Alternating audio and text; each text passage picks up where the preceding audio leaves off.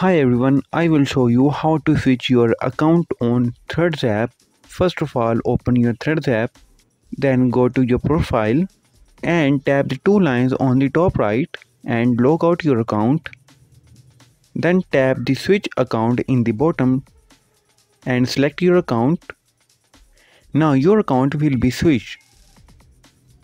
If there is a problem with this video, so ask in the comment. Any problem related to social media and internet, let us know in the comment bar so we can make a video on it. Please like this video and press the bell icon for any update.